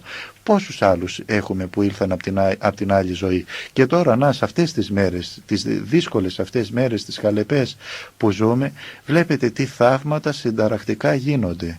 Αλλά σας είπα, σε αυτά τα μέρη εκεί, Συρία, Σαουδική Αραβία, είναι δύσκολα μέρη, και ο ίδιος, από ό,τι ανέφερε στην κυρία αυτή, λέει, φοβάμαι για την οικογένειά μου, διότι ήταν ομολογία πίστεως τώρα αυτός να βγει από τα κανάλια εκεί και να πει ότι ήμουν μουσουλμάνος και τώρα είμαι βαπτισμένος χριστιανός ορθόδοξος, ήμουν μουσουλμάνος και με κομμάτιασαν και με επανέφερε από την άλλη ζωή η Παναγία των χριστιανών των Ορθοδόξων. Οπότε, επειδή διατρέχει κίνδυνο ζωής, ο άνθρωπος θέλει να ζει ήρεμα, να εκκλησιάζεται και να μην αναφέρουμε τόσο πολύ για το θαύμα αυτό, αλλά στηρίζει τους πιστούς. Εμείς κάτω με ευλογία του Πατριαρχείου το αναφέραμε από τα μέσα μαζικής ενημέρωσης, διότι δυστυχώς βλέπετε στις μέρες μας τα μέσα μαζικής ενημέρωσης, αντί να αναφέρουν τέτοια θαύματα, τέτοια θαυμαστά γεγονότα, αναφέρουν άλλα πράγματα τα οποία δεν οικοδομούν ψυχές, δεν οικοδομούν πνευματικά, σκανδαλίζουν, και κακώς βέβαια να σκανδαλίζεται κάποιος, διότι η πίστη μας, η ορθοδοξία μας, το μεγαλείο της ορθοδοξίας μας είναι τεράστιο. Γιατί να σκανδαλιστώ? Και μακάρι οι μη ειδότες και πιστεύσαντες. Δεν είναι ανάγκη να περιμένουμε θαύματα να δούμε και σημεία για να πιστέψουμε περισσότερο και να ζούμε περισσότερο συνειδητά ως Ορθόδοξοι. Μακάρι είναι αυτοί οι οποίοι έχουν το ζήλο και τη θέρμη αυτή και αγωνίζονται πνευματικά και μεγαλώνουν αυτό τον αγώνα χωρίς να δούνε θαύματα, χωρίς να δουν την Παναγία, χωρίς να δούνε τον Χριστό. Δεν είναι ανάγκη να συνομιλήσουμε με την Παναγία και με τον Κύριο. Οι Άγιοι λέει θεοφόροι πατέρες, βλέπουμε στα γεροντικά τι έλεγαν. Ακόμα και η Παναγία να τους εμφανιζόταν, σαν τον Άγιο Θανάσιο τον Αθωνίτη νομίζω, που έλεγε δεν θέλω να σε δώσω αυτή τη ζωή, θέλω να σε δώσω την άλλη ζωή. Οπότε μην έχουμε απαιτήσεις να δούμε θαύματα και να δούμε Αγίους και να συνομιλήσουμε μαζί τους για να μεγαλώσουμε την πίστη μας, να χτίσουμε την πίστη μας με αυτά τα μεγαλεία που έχουμε στα χέρια μας, την Αγία Γραφή, το Ευαγγέλιο. Ο πατήρ Παΐσιος στο Άγιο Όρος που είχα την ευλογία να τον γνωρίσω, έλεγε παιδιά μου, εσείς σήμερα είστε αναπολόγητοι, είμαστε αναπολόγητοι. Υπάρχουν βιβλία τόσα πολλά, υπάρχουν προγράμματα, υπάρχουν ραδιοφωνικοί σταθμοί των Μητροπόλεων, υπάρχουν τόσα πολλά κανείς να τα ρουφήξει, να διαβάσει κυριολεκτικά, πνευματικά. Σήμερα στις μέρες μας, παρόλο που υπάρχει πολλή αμαρτία, υπάρχει και πολλή τροφοδοσία πνευματική. Οπότε μην περιμένουμε πάντοτε και τα θαύματα να μας δείξει ο Κύριος. Ας ανοίξουμε βιβλία, ας ανοίξουμε γεροντικά, ας πιάσουμε την Αγία Γραφή, να μάθουμε απ' έξω. Βλέπετε οι μάρτυρες του Ιαχωβά παίρνουνε, παρερμηνεύουν, λένε ό,τι θέλουμε. Εμείς γιατί δεν ρουφούμε την Αγία Γραφή, την Καινή Διαθήκη? Να μην μπορεί κανείς να μας μιλήσει, αλλά πολλές φορές δεν έχουμε επιχειρήματα, διότι δεν μελετούμε, δεν διαβάζουμε. Ανοίγουμε την τηλεόραση, κοιτάμε να κάνουμε άλλα πράγματα και ενώ μπορούμε πνευματικά να ωφεληθούμε με τη μελέτη, με την προσευχή, και έτσι δεν θα μπορεί κανείς να μας πει κατόπιν τίποτα. Λοιπόν, αυτό ήταν το θαύμα του Σαουδάραβα, το οποίο βέβαια στηρίζει, τα ακούμε, αλλά όχι και να το ξεχάσουμε, να το θυμόμαστε έτσι ώστε να μας βοηθάει αυτό πνευματικά.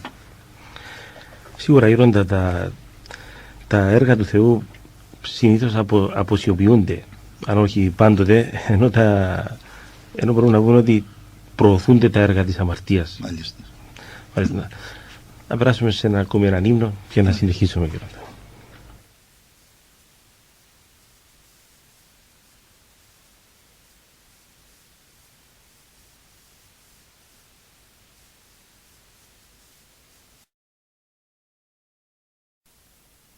Κόρη της.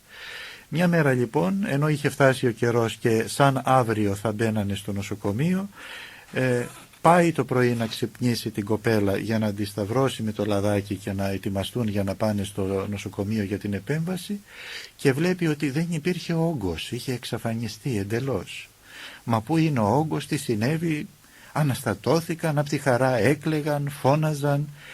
Πάει η μάνα μέχρι το εικόνισμα και βλέπει το μπουκαλάκι αυτό που είχε εξογκωθεί, είχε διωγγωθεί, και υπήρχε μέσα στο μπουκαλάκι αυτό κάτι σαν όγκος. Τρελαθήκαν, δεν μπορούσαν να καταλάβουν τι συμβαίνει. Παίρνουνε το μπουκαλάκι αυτό, πάνε στο νοσοκομείο, έγινε βιοψία και εξακριβώθηκε ότι ο όγκος αυτός που υπήρχε μέσα στο μπουκάλι, που το είχε εξογκώσει, ήταν ο όγκος αυτός που υπήρχε πρωτήτερα πριν μερικές ώρες στη σιαγώνα της κοπέλας.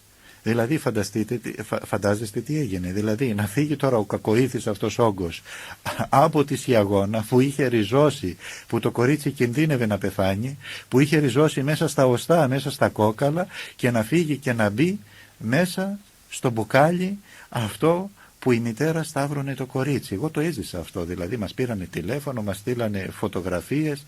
Για φανταστείτε, αυτά η επιστήμη ή η λογική πώς μπορεί να τα εξηγήσει? Δηλαδή με τη λογική αυτά δεν εξηγούνται. Δεν είναι δυνατόν να τα εξηγήσει η λογική. Ακόμα και η επιστήμη. Οι γιατροί στο Γενικό Νοσοκομείο του Σικάγου τότε αναστατώθηκαν. Δεν μπορούσαν να καταλάβουν, δηλαδή εκείνοι με τη λογική τους και ιατρικός δεν μπορούσε αυτό να εξηγηθεί. Πώς είναι δυνατόν ο καρκίνος να φύγει και να πάει να μπει μέσα στο μπουκάλι? Και το κορίτσι σήμερα να είναι υγιέστατο, τελείωσε το πανεπιστήμιο, είναι γιατρός νομίζω και η ίδια, έχει παντρευτεί, υγιέστατη. Πόσες τέτοιες περιπτώσεις έχουμε ζήσει εμείς και τις έχουμε δει με τα μάτια μας. Εγώ μια μέρα ξανακούσα ένα γκρουπ εκεί στους Ποιμένες και είχε έρθει μια κυρία και είχε καλοήθη βέβαια όγκο, σαν καρύδι στη μύτη. Λοιπόν, και δεν ήταν κάτι εξωτερικό, δηλαδή που το κάνεις έτσι και το αφαιρείς με τα χέρια, και μου λέει, πάτερ, ενώ εξηγούσα αυτό το θαύμα, δεν μου δίνετε, έχετε λέει λαδάκι εδώ του Αγίου Σάβα, και με το που το σταυρώνει βγαίνει ο όγκος και πέφτει στο χέρι της εκείνη τη στιγμή. Από τη μύτη έπεσε στο χέρι, δηλαδή μπροστά στον κόσμο. Ήταν 50 άτομα, ήμασταν στο αρχονταρίκι της Μονής, το είδαμε με τα μάτια μας. Πώς είναι δυνατόν αυτά τα πράγματα? Εδώ πολλές φορές ένα σπυράκι έχεις και πας να το ξύσεις και μένει κοκκινίλα, μένει σημάδι. Πώς γίνονται αυτά? Πώς μπορούν δηλαδή να μας τα εξηγήσουν οι σημερινοί σοφοί σήμερα που λένε δεν υπάρχει Θεός και η ζωή είναι ό,τι βλέπουμε και η δημιουργία? Πώς μπορούν αυτά να μας τα εξηγήσουν? Αν δεν υπήρχε Θεός δεν θα ασχολούνται κανείς με το Θεό, διότι αυτοί ασχολούνται. Μάλιστα. Λοιπόν, πλήθος θαυμάτων ο Άγιος Σάββας. Πώς είναι δυνατόν να μην βοηθήσει ο Άγιος Σάββας όταν ήταν ύψος στην εποχή του πνευματικότητος, όταν έφτασε επί εποχής του η λάβρα του Αγίου Σάββα να φτάσει στους 5.000 μοναχούς. Ήταν τόσοι πολλοί μοναχοί που δεν χώραγε πλέον το μοναστήρι και αναγκάστηκε να χτίσει ακόμα 7 μοναστήρια και η έρημος έγινε πόλη. Γι' αυτό ονομάστηκε ο Άγιος Σάββας ο πολιστής της ερήμου. Εκεί που ήταν έρημος της Ιουδαίας έφτασε να κατοικηθεί από 15.000 μοναχούς. Λοιπόν, έφτασε σε πολύ μεγάλα μέτρα. Οι αγώνες του επίσης για την Ορθοδοξία, όταν πήρε 11.000 μοναχούς και πήγε μέσα στα Ιεροσόλυμα και κατέπνιξε την αίρεση των μονοφυσιτών που είχε ξεκινήσει τότε να ξεσπάει στους Αγίους Τόπους. Λοιπόν, έτσι ο Άγιος Σάββας μέσα στους αιώνες πλήθος θαυμάτων από τότε που έζησε μέχρι σήμερα. Τότε που ζούσε, σας είπα, φύτεψε αυτό το δέντρο, τη φοινικιά, η οποία ξεράθηκε το 1955. Τότε οι πατέρες στενοχωρήθηκαν πάρα πολύ. Λένε, μα να έχουμε τόσα χρόνια τώρα τη φοινικιά του Αγίου Σάββα, η οποία θαυματουργούσε, και να μας ξεραθεί? Και 10 χρόνια έμεινε ξερό το δέντρο. Το 1965, που ήταν να έλθει πάλι το σκήνομα του Αγίου Σάββα από τη Βενετία, από το Βατικανό που είχε κλαπεί για 800 χρόνια, τότε πέταξε από τον ξερό εκείνο κορμό και άρχισε πάλι να γίνεται η φοινικιά. Αυτό δεν ήταν σημείο 10 χρόνια να είναι εντελώς ξερό? Είχαν φέρει επιστήμονες, είχαν φέρει γεωπόνους, δεν μπορούσαν να εξηγήσουν γιατί ξεράθηκε το δέντρο αυτό, και τότε οι πατέρες το θεώρησαν σαν κακό σημείο να ξεραθεί η φοινικιά του Αγίου Σάββα που θαυματουργούσε και τόσες χιλιάδες χρόνια. Μουσουλμάνοι άπιστοι, πιστοί, ερχόντουσαν, έπαιρναν χουρμάδες και αποκτούσαν παιδιά. Μέχρι και μουσουλμάνοι σας αναφέρω. Και τότε το 1965 που ήταν να έρθει ο Άγιος Σάββας πίσω στην ομώνυμη λάβρα του, πόσα σημεία και θαύματα είχαν προηγηθεί της παρουσίας του λειψάνου. Περίπου 40 μέρες οι πατέρες έβλεπαν ένα ουράνιο τόξο κάθετο να ξεκινάει από τον ουρανό και να πέφτει στη βάση του μοναστηριού, εκεί που είναι το αγίασμα. Δεν μπορούσαν να εξηγήσουν το γεγονός, δεν ήξεραν ότι θα έρθει πίσω το σκήνομα του Αγίου Σάββα, γιατί τόσα χρόνια έκανε διαβήματα του Πατριαρχείου Ιεροσολύμων και ζητούσε από τους εκάστοτε πάπες Ρώμης εκεί να φέρουν πίσω το λείψανο και δεν επέτρεπαν. Δεν γνώριζαν λοιπόν ότι θα έρθει πάλι το σκήνομα. Επίσης είχε παρουσιαστεί ο Άγιος Σάββας στον Πατριάρχη Βενέδικτο, στα Ιεροσόλυμα, μάλλον στους φρουρούς.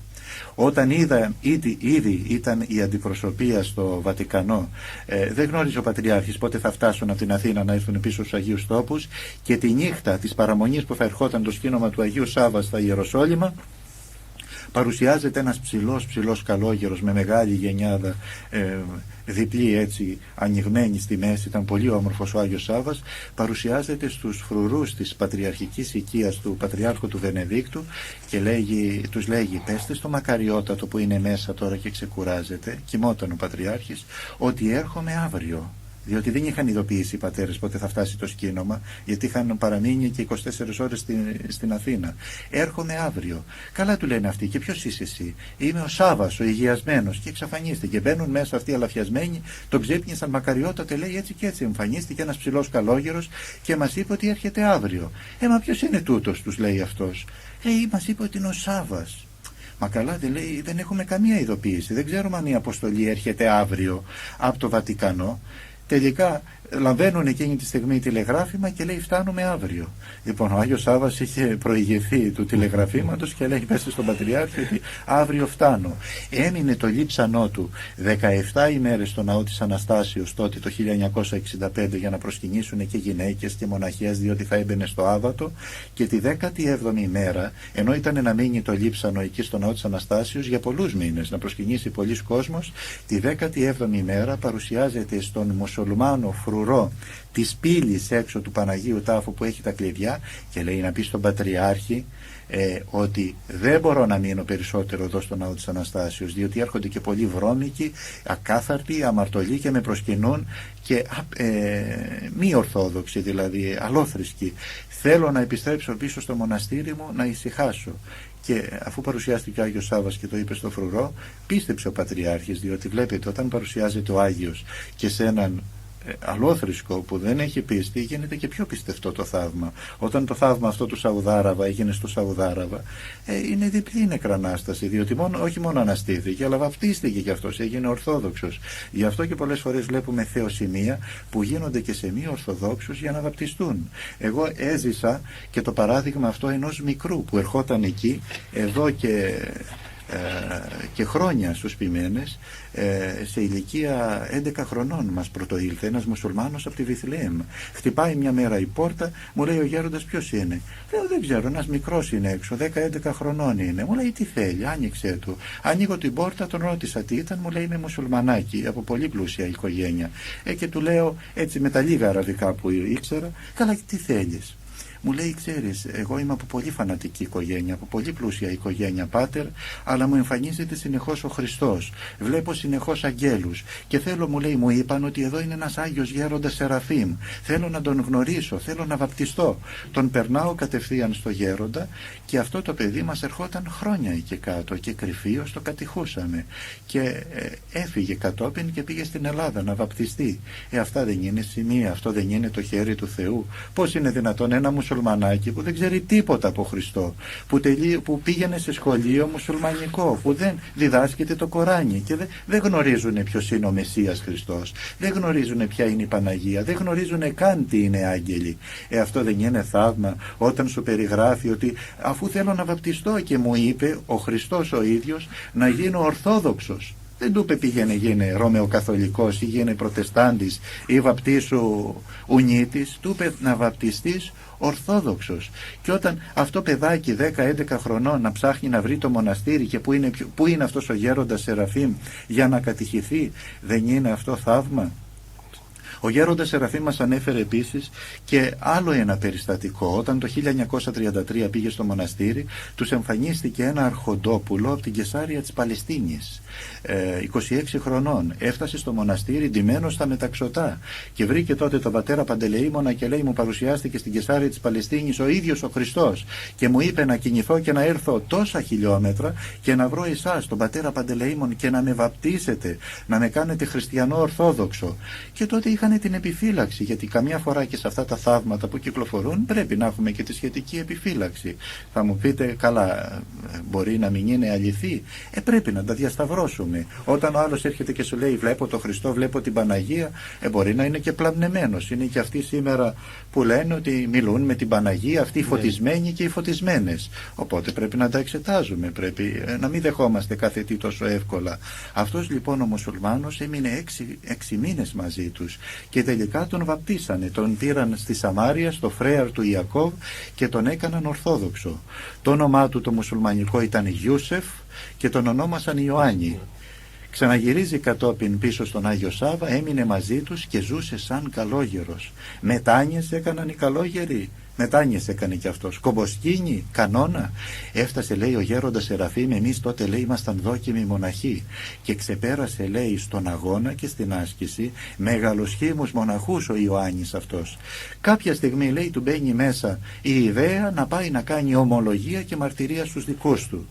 Πέρα στην Κεσάρια της Παλαιστίνης. Και τότε, λέει, τους λέει ο γέροντάς μας, ο πατήρ Παντελεήμων, παιδί μου, του λέει Ιωάννη, που έμαθε μέσα σε 6 μήνες, έμαθε τέλεια ελληνικά. Τόσο δηλαδή ζήλο είχε για την Ορθοδοξία, τόσο έξυπνος ήταν, τόσο ο Θεός τον χαρίτωσε και μετά το βάπτισμα ακόμα περισσότερο, που έμαθε τα ελληνικά άπτεστα. Και του λέγει ο γέροντας, παιδί μου Ιωάννη, του λέει, αφού καλά περνάμε μαζί, θέλεις να γίνεις μοναχός, θέλεις να σε φυγαδεύσουμε στην Ελλάδα, ό,τι θέλεις, αλλά μη γυρίσεις πίσω, διότι είναι ο νόμος αυτός, θα σε σκοτώσουν, δεν θα ξαναγυρίσεις πίσω.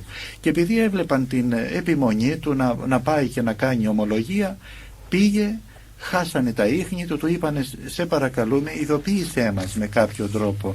Κάποια στιγμή περνάει ένας μήνας, πέρασαν 2 μήνες, πέρασαν 3 μήνες και λέγει ο πατήρ Παντελεήμων στους πατέρες, ας κάνουμε προσευχή θερμή, διότι τότε δεν υπήρχαν και τηλέφωνα, δεν υπήρχαν, πώς θα ειδοποιούσε και εκείνος. Λοιπόν, και είπε στους πατέρες, εκεί θα κάνουμε πολύ κομποσκίνη, θα κάνουμε αγρυπνίες, να δούμε τι απέγινε ο Ιωάννης, τι απέγινε η ψυχή του, ζει, διότι είχαν περάσει 6-7 μήνες. Και την τρίτη μέρα, ενώ προσευχόταν ο πατήρ Παντελεήμων, ο οποίος ήταν χαρισματικός και αυτός γέροντας, και ενώ ήταν μέσα στο κελί του και έκλαιγε για τον Ιωάννη, έλεγε πού είναι αυτός ο Ιωάννης, δεν ειδοποίησε, εκείνη τη στιγμή είδε ένα όραμα. Σαν να βρέθηκε μπροστά του ένας χορός μαρτύρων, σαν να βρέθηκε δηλαδή επάνω στα ουράνια σκηνώματα. Έβλεπε δηλαδή μια ομάδα νέων λαμπροφόρων με φωτοστέφανα, και εκείνη τη στιγμή ξεφεύγει από αυτούς κάποιος και τον πλησιάζει και του λέει, γέροντα, με γνωρίζεις ποιος είμαι? Του λέει, δεν σε γνωρίζω, η μορφή σου αστραποβολεί τόσο πολύ που δεν μπορώ να διακρίνω τα χαρακτηριστικά του προσώπου σου. Ποιος είσαι? Του λέει, γέροντα, είμαι ο Ιωάννης. Όταν έφυγα από εδώ, έφτασα, λέει, μετά από τόσο καιρό στην Κεσάρια της Παλαιστίνης, πήγα, λέει, εκεί στο χωριό μου, στους συγγενείς μου, ήταν αρχοντόπουλο, πάρα πολύ πλούσιο, έκανα ομολογία πίστεως, τους είπα ότι βαπτίστηκα, ότι έλαβα αυτό το λαμπρό ένδυμα, το φωτεινό ένδυμα του Ορθοδόξου βαπτίσματος, είμαι Ορθόδοξος Χριστιανός, και με έκαναν γέροντα, λέει, κομματάκια, με κατακριούργησαν. Τα δε μέλη μου, λέει, μην ψάξετε ποτέ να τα βρείτε, γιατί τα πέταξαν, λέει, στα σκυλιά και με τράβαγαν, λέει, τα σκυλιά από εδώ και από εκεί και με έφαγαν τα μέλη μου, δεν υπάρχουν πουθενά. Αλλά βλέπεις, γέροντα, του λέει, πατέρα Παντελεήμονα, που βρίσκομαι, εφραίνομαι, λέει, στα ουράνια σκηνώματα των νεομαρτύρων. Αυτός ο χορός που, λέει, που βλέπεις γύρω γύρω είναι ο χορός των νεομαρτύρων. Εκεί βρίσκομαι, γέροντα, του λέει, και να το πει στους πατέρες να έχουν χαρά, να μην στενοχωρούνται. Και ο γέροντας Σεραφείμ κατόπιν, πριν από 20 χρόνια, το εξέδωσε και σε φυλάδιο, τευχίδιο αυτό, καθώς και η Ορθόδοξος Μαρτυρία, ο κύριος Στυλιανός και Μετζετζίδης στην Θεσσαλονίκη, από την Ορθόδοξο Κυψέλη, έκανε ιδιαίτερο αφιέρωμα για το βίο αυτό του Αγίου Ιωάννου του Νεομάρτυρος, του πρώην Ιούσεφ. Και αυτό σας είπα, το έζησε ο γέροντας Σεραφείμ, ήταν τότε δόκιμος μοναχός ακόμα, Σταμάτης ήταν το όνομά του το κοσμικό, έγινε Σοφρόνιος κατόπιν και κατόπιν Σεραφείμ, και τον είχε ζήσει 1 χρόνο, ήταν μαζί τους ο Άγιος Νεομάρτυρας αυτός, ο Ιωάννης. Μάλιστα, μας πληροφορούν ότι έχουμε παράταση να συνεχίσουμε μέχρι τις 10, γέροντα. Μάλιστα. Αυτό δεν θα διακόψουμε τώρα την εκπομπή. Θα συνεχίσουμε. Ναι. Ξέρω αν θα συμπληρώσετε κάτι πάνω σε αυτό που είπατε προηγουμένως, πάνω στον Άγιο Σάββα. Ναι. Να μιλήσουμε λίγο για το τυπικό του Αγίου Σάββα. Μάλιστα. Το οποίο είναι πάρα πολύ γνωστό όσον αφορά και για το υπέρμετρο της άσκησης που γίνεται εκεί. Μάλιστα.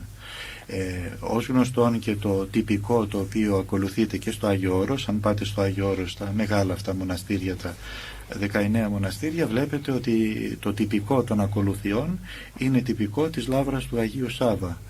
Τώρα η διάταξη, η τυπική διάταξη των ακολουθιών είναι γνωστό. Κανείς αν πάρει και ένα τυπικό κυκλοφορούν του Αγίου Σάββα θα δει πως έχει. Η ζωή βέβαια των μοναχών εκεί στη λάβρα του Αγίου Σάββα είναι πάρα πολύ δύσκολη.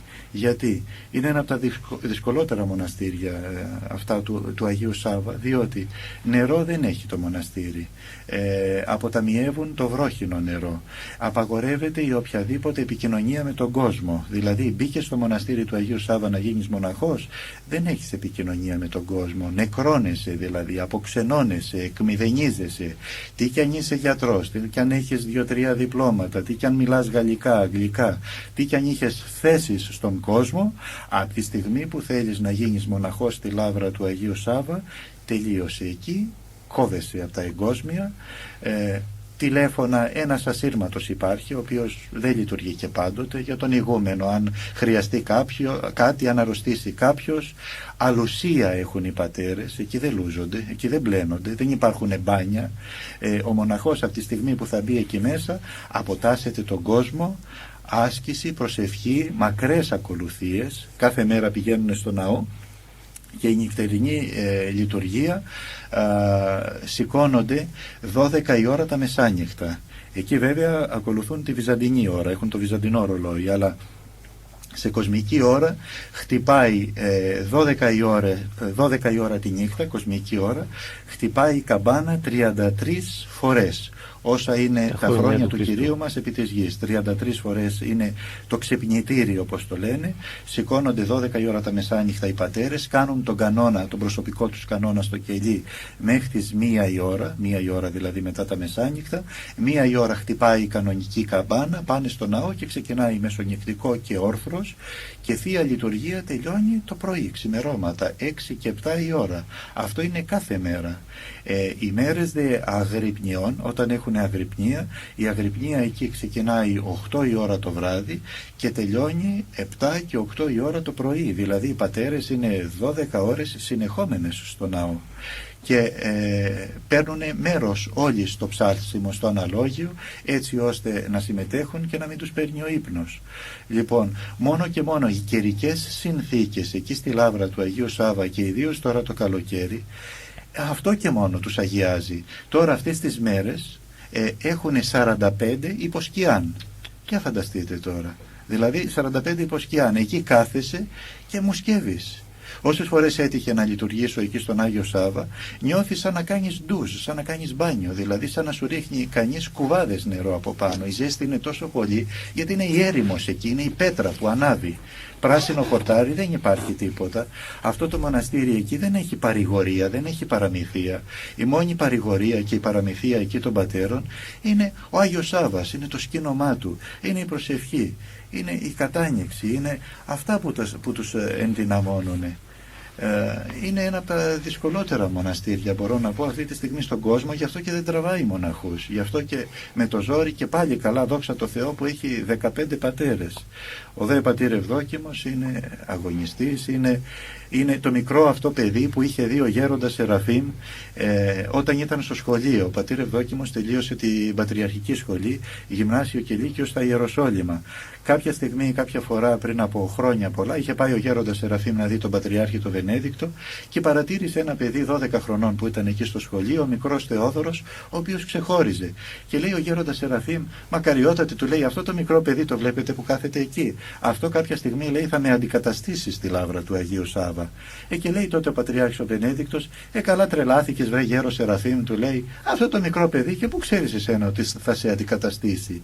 Και αυτό το μικρό παιδί είναι ο σημερινός πατέρας Ευδόκιμος, ο οποίος τελείωσε την πατριαρχική σχολή, έμεινε εκεί, έγινε διάκος του Πατριάρχου, έγινε αρχιδιάκονος του Βενεδίκτου του Πατριάρχου, κατόπιν πήγε στην Αθήνα, τελείωσε θεολογία στη θεολογική σχολή του Πανεπιστημίου Αθηνών, επέστρεψε μέσα στα Ιεροσόλυμα, τον έβαλαν στην αρχιγραμματεία του Πατριαρχείου Ιεροσολύμων, και ενώ θα του έδιδαν αξιώματα, θα μπορούσε σήμερα να είναι και αρχιερεύς, εκείνος ζήτησε τη λάβρα του Αγίου Σάββα, το δύσκολο αυτό μοναστήρι, και είναι ο πνευματικός της Μονής, είναι ο σκευοφύλακας της Μονής και ο ηγούμενος. Βέβαια κανονικά, τυπικά, ηγούμενος της λάβρας του Αγίου Σάββα είναι ο εκάστοτε Πατριάρχης Ιεροσολύμων. Δηλαδή αν δείτε στο ημερολόγιο, ο Πατριάρχης Ιεροσολύμων είναι ο ηγούμενος της λάβρας του Αγίου Σάββα. Αλλά ο πνευματικός κι αυτός ηγούμενος είναι, διότι εκεί είναι, αυτός καθοδηγεί, λειτουργεί κάθε μέρα. Για φανταστείτε τώρα να είσαι κληρικός και να λειτουργείς κάθε μέρα συνεχώς, να είσαι στο ναό 7 ώρες. Και κατόπιν κάθε μέρα έχει παράκληση της Παναγίας, κάθε μέρα έχει χαιρετισμούς της Παναγίας. και η ζωή εκεί και με τα τόσα διακονήματα δεν είναι εύκολη. Θα μου πείτε, επί εποχής του Αγίου Σάββα πώς γινόταν και είχε 5.000 και 15.000 μοναχούς? Δεν ξέρω, ίσως παλαιότερα ο κόσμος να είχε πιο πολύ δύναμη, πιο πολλές αντοχές. Σήμερα βλέπετε και από τον κόσμο είμαστε καλομαθημένοι. Τα έχουμε όλα στον κόσμο σήμερα, προτού μπούμε στο μοναστήρι, τα έχουμε όλα, τα πάντα. Δηλαδή τα αυτοκίνητά μας, τα τηλέφωνα, τις ανέσεις. Παλαιότερα ίσως επειδή υπήρχε στέρηση, όταν έμπαινε κανείς στο μοναστήρι, του φαινόταν ότι ζούσε σε παλάτι. Σήμερα όμως, ζώντας στον κόσμο και έχοντας τα πάντα, τα κομπιούτερ, τις ανέσεις, τα μπάνια, όταν μπαίνεις στη λάβρα του Αγίου Σάββα για να αποξενωθείς και να γίνεις μοναχός, χρειάζεται δύναμη, δεν είναι τόσο εύκολο να παραμείνεις σε αυτό το μοναστήρι. Με τόσες ακολουθίες και το χειμώνα φυσικά. Εκεί δεν υπάρχουν σόμπες, δεν υπάρχουν καλοριφέρ. Το κρύο είναι αυτό το κρύο το ψηλό, το δρυμί της ερήμου, γιατί είναι έρημος της Ιουδαίας εκεί. Ξέρετε πόσα φίδια έχει η περιοχή και σκορπιούς, πόσες φορές έχουν δαγκώσει τους πατέρες εκεί σκορπιούς και δεν έχουν πάθει ακριβώς τίποτα. Και αυτό δεν είναι θαύμα? Παρηγορία τους είναι αυτά τα καλογεροπούλια, κάτι μαύρα πουλιά, που το πρωί μετά τη Θεία Λειτουργία που γίνεται το κέρασμα των πατέρων έξω εκεί στη βεράντα που βλέπουμε το χήμαρο των κέντρων, μαζί τους έρχονται και αυτά τα μαύρα κορακοπούλια και μαζί με τους πατέρες εκεί, ο ηγούμενος εκεί, ο γέροντας, τους ρίχνει σταφίδες και ξερά σίκα, και αναφέρεται από τα παλιά γεροντικά ότι η παρουσία αυτών των πουλιών, των καλογεροπουλιών όπως τα λέγανε, ήταν η μόνη παρηγορία εκεί των πατέρων. Και φυσικά χαίρονται και με τους προσκυνητές, όταν πάνε προσκυνητές, όταν επισκέφτεται το μοναστήρι κάποιος αρχιερεύς, έρχονται απ' έξω δηλαδή και προσπαθούν οι πατέρες εκεί να τους ξεναγήσουν. Είναι και αυτό μια παρηγορία, χαίρονται. Και οι πατέρες εκεί της λάβρας του Αγίου Σάββα είναι πολύ φιλόξενοι, θα δείτε, πάντοτε με το χαμόγελο, και πάντοτε να τους αναφέρουν εκεί για το βίο του Αγίου Σάββα, για τα αγωνίσματα, τα πνευματικά αυτά παλέσματα του Αγίου Σάββα, και να τους μεταφέρουν σε αυτό το τυπικό, το αυστηρό, το τοπικό, όπου θέλω να αναφέρω πολλοί μου λένε, γιατί το έχετε άβατο αυτό το μοναστήρι? Ακούμε, λέει, ότι ο Άγιος Σάββας ήταν μισογίνης και ότι δεν αγαπούσε τις γυναίκες. Αυτό είναι αμαρτία, και να το πούμε, να το αναφέρουμε. Γιατί να μην αγαπάει τις γυναίκες ο Άγιος Σάββας? Δεν γεννήθηκε από γυναίκα? Δεν είχε μητέρα ο Άγιος Σάββας? Για ποιο λόγο να μην αγαπάει τις γυναίκες? Εμάς πάντοτε ο γέροντας Σεραφείμ μας ανέφερε ότι, και αναφέρει βέβαια και ο βίος του Αγίου, ότι η Παναγία μας του είχε εμφανιστεί και του είχε πει, Σάββα, εγώ θα είμαι η προστάτης, η έφορος, εγώ θα είμαι ηγούμενος, οικονόμος στο μοναστήρι. Και ο Άγιος Σάββας τότε θεώρησε ότι έπρεπε το μοναστήρι αυτό, η λάβρα, να είναι να είναι άβατο, να είναι αφιερωμένο στην Παναγία μας. Δεν νομίζω ότι υποβιβάζει τη γυναίκα αν ένα μοναστήρι είναι άβατο για τις γυναίκες. Ύστερα οι πατέρες που πάνε εκεί θέλουν μια μεγαλύτερη προσήλωση στο Θεό. Θα μου πείτε, αν έρθουν γυναίκες στο μοναστήρι χάνει κανείς την προσήλωση? Όχι, αλλά θέλουν κάτι πιο αυστηρό. Θελήθηκε αυτό από τότε να είναι, από τις εποχές του Αγίου Σάββα, και μέσα στους αιώνες όσες φορές προσπάθησαν να σπάσουν αυτό το άβατο και να μπουν γυναίκες, γινόντουσαν σημεία. Ο γέροντας Σεραφείμ, πάλι σας αναφέρω, το 1933 λέγει ότι ήταν εκεί, ήταν τότε στην πόρτα, ήταν πορτάρης. Μας επισκέφτηκε, λέει, ένα γκρουπ από την Αμερική. Ήταν 40 άντρες όλοι. Μέσα σε αυτούς τους 40 άντρες ήταν γυναίκα μεταμφιεσμένη άντρας, διότι ειρωνευόντουσαν οι Αμερικανοί και λέγανε το έχουν άβατο και δεν αφήνουν, λέει, τις γυναίκες να μπουν. Οπότε μια γυναίκα μεταφιέστηκε άντρας, μπήκανε μέσα. Μόλις μπήκε αυτή, δεν πρόλαβε να κατέβει 3 σκαλοπάτια, άρχισε να σύεται όλο το μοναστήρι. Έπεσαν όλοι κάτω, οι πατέρες κατάλαβαν, λέει, κάποιος από αυτούς είναι γυναίκα. Κάποια γυναίκα έχει μπει στο μοναστήρι. Εκείνη έβγαλε, λέει, ο γέροντας μας, λέει, μόνο μπροστά εκεί το είδα. Έβγαλε κατευθείαν το σκούφο και φόραγε μπερούκα έτσι αντρική και βγήκε έξω τρομοκρατημένη. Μόλις βγήκε έξω από τη λάβρα, σταμάτησε να σύεται ο χώρος. Δηλαδή ήταν τοπική, σεισμική Δόνηση μόνο της Μονής. Δεν αναφέρθηκε στη Σμική Δόνηση στα Ιεροσόλυμα ή πιο πέρα. Όσες φορές προσπάθησε δηλαδή η γυναίκα να μπει μέσα στο μοναστήρι, γινόταν κάποιο σημείο. Και πολλές φορές αναφέρουν οι παλαιοί πατέρες, έβλεπαν την Παναγία μέσα στο μοναστήρι ή έβλεπαν μια γυναίκα καλογριά, ντυμένη μέσα στα μαύρα, να περιφέρεται στους χώρους αυτούς. Λοιπόν, ήθελα να αναφέρω ότι ο Άγιος Σάββας γεννήθηκε το 439 στο χωριό Μουταλάσκη της Καπαδοκίας και ήταν Έλληνας, διότι τα μέρη εκείνα της Καπαδοκίας τότε το 400 ήταν ελληνικά μέρη, διότι ρωτούν και αυτό πολλοί, λένε ο Άγιος Σάββας τι ήταν, ελληνικής καταγωγής, αραβικής καταγωγής? Ήταν Έλληνας και ο πατέρας του ήταν στρατηγός, ο οποίος πολύ συχνά πήγαινε στη Ρώμη, και ο Άγιος Σάββας σε ηλικία 8 ετών το σκάσε από το σπίτι του, ενώ η μητέρα του έπρεπε να πάει στη Ρώμη, ήσαν πάρα πολύ πλούσιοι άρχοντες, αφού σας λέω ο πατέρας του ήταν στρατηγός. Τον άφησε λοιπόν στο θείο του και εκείνος το σκάσε από το σπίτι του θείου του και πήγε στα μέρη εκείνα στη Μονή των Φλαβιανών, ακόμα πιο μέσα στα μέρη της Καπαδοκίας, και σε ηλικία 18 ετών έφυγε από τη Μονή Φλαβιανών και ήλθε στους Αγίους Τόπους και βρήκε τότε τον Μέγα Ευθύμιο. Και από εκεί, από το Μέγα Ευθύμιο, ο Μέγας Ευθύμιος τον έστειλε στον Άγιο Θεόκτιστο. Αργότερα από τον Άγιο Θεόκτιστο έφυγε, ξαναγύρισε και έμεινε στο κοινόβιο του Αγίου Ευθυμίου και κατόπιν σε ηλικία 35 ετών άφησε τα κοινόβια, αφού ανδρώθηκε πνευματικά μέσα στο κοινόβιο. Και το λέω αυτό γιατί πολλές φορές έρχονται μερικοί λαϊκοί και λένε, πάτερ, εγώ λέει δεν θέλω να κάνω σε κοινόβιο ή σε μοναστήρι, θέλω να ξεκινήσω από ασκητής στην έρημο μόνος μου. Μα πώς θα ξεκινήσεις από την έρημο μόνος σου? Ποιος θα σε καθοδηγήσει? Ποιος θα είναι ο γέροντάς σου? Ποιος θα είναι εκείνος που σε περίοδο πειρασμών θα σε βοηθήσει, θα σε συμβουλεύσει? Λοιπόν, αυτό είναι και εκ του πειρασμού, να θελήσω τώρα να γίνω ασκητής και να ξεκινήσω από μόνος μου. Άλλο, εμείς δεν μπορούμε να σήμερα βάλουμε τους εαυτούς μας με τους πρώτους ασκητές τα χρόνια εκείνα στην Αίγυπτο κάτω και στη Θηβαΐδα. Εμείς σήμερα είμαστε ασθενείς. Για να ξεκινήσει ένας μοναχός πρέπει να ξεκινήσει από το κοινόβιο, μέσα από εκεί να μάθει, όπως και ο Άγιος Σάββας μας διδάσκει ο βίος του. Έκανε στο κοινόβιο τόσα χρόνια και κατόπιν θείας εμφανίσεως της Παναγίας πήγε στην έρημο της Ιουδαίας 35 χρόνια. Και όταν πήγε στο μέρος εκείνο, λέει, ήταν κατοικητήριο δαιμόνων, όλο δαίμονες κατοικούσαν, και από την προσευχή του τους εξεδίωξε όλους αυτούς τους δαίμονες, και κοιμήθηκε ο Άγιος Σάββας σε ηλικία 94 ετών το 533 μετά Χριστόν. Και επειδή αναφέρουμε πάντοτε και λέμε Άγιος Σάββας και Άγιος Σάββας, Άγιος Σάββας, στη λάβρα του Αγίου Σάββα δεν είναι μόνο ο Άγιος Σάββας ο οποίος έζησε, πόσους άλλους ονομαστούς μεγάλους Αγίους έχουμε. Δηλαδή θέλω να σας αναφέρω τον Άγιο Ιωάννη το Δαμασκηνό, που υπάρχει μέσα το ασκητήριό του και ο τάφος του. Ποιος είναι αυτός ο οποίος δεν γνωρίζει τον Άγιο Ιωάννη το Δαμασκηνό? Πόσα ψάλουμε και βλέπουμε μέσα από την εκκλησία μας συγγράμματα του Αγίου Ιωάννου του Δαμασκηνού.